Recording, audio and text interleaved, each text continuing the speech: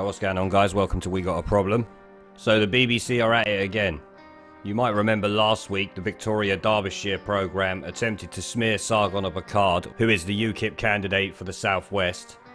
Now, the smear campaign centres around a joke he made 3 years ago to the Labour MP Jess Phillips, as you probably already know. Now, in a show broadcast earlier this evening, the BBC were asking viewer-submitted questions to the London UKIP MEP candidate Richard Braine. Now, they attempted to smear both Sargon Of Akkad and Rommy Tobinson in the interview, calling them far-right. Unfortunately for the BBC host, the UKIP MEP skillfully debunks their claims they are far-right, asking for evidence of the link between their party candidates and the far-right. He even mentions the joke Jess Phillips made about the Cologne attacks being like a night out in Birmingham, forcing this hack reporter to change subject. And Richard also calls out the feminist nonsense in the current day and age. And you can see the reporter squirming when he does that. I'll roll the clip and let you see it. Philip Etheridge via email. Is UKIP a far-right party?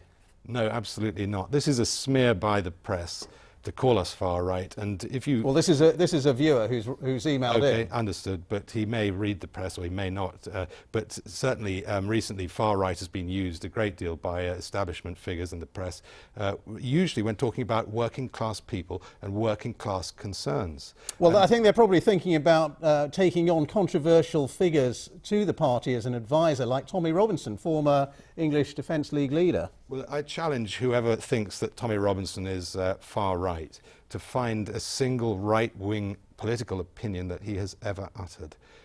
Also look for, if you want to, go and look for a racist opinion that he's ever uttered, because the press constantly call him far right and racist.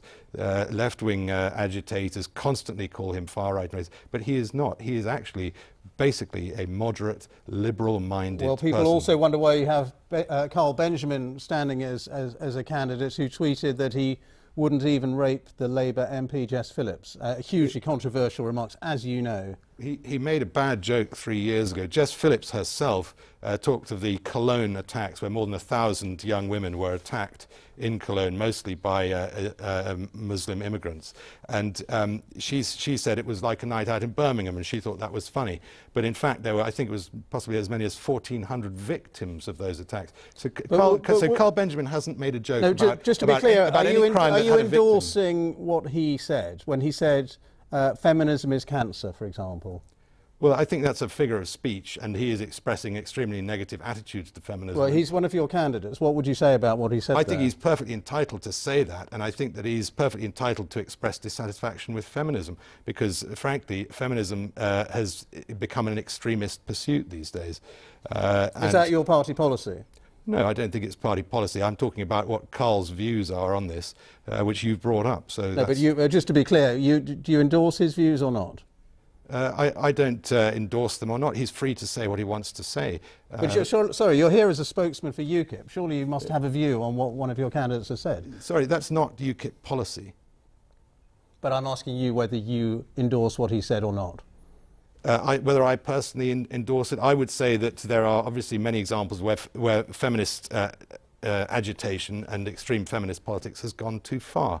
And I think many people feel like that now. Equally, obviously, it was very, very important to ensure that women had equal rights, got suffrage. So, you know, I'm a feminist in that sense, but I'm not a feminist in the sense that I agree with some of the more extreme things that are said and done these days in this country that, frankly, I think an awful lot of people viewing this are getting quite fed up with.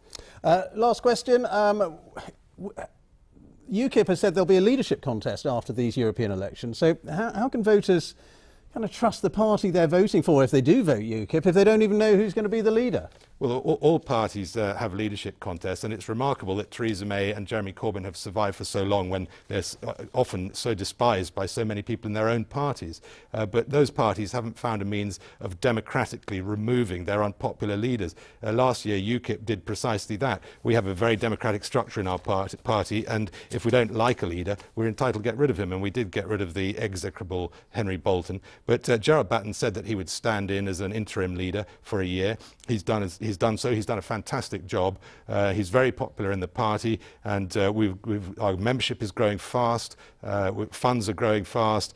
So the party is in very, very good health now under his leadership. And he did promise that there would be a leadership election since he was an interim leader. And there will be that election. I sincerely hope that Gerard Batten stands in that election, because he's an excellent leader, and I will certainly be backing him fully and voting for him in that leadership contest, which is democratic.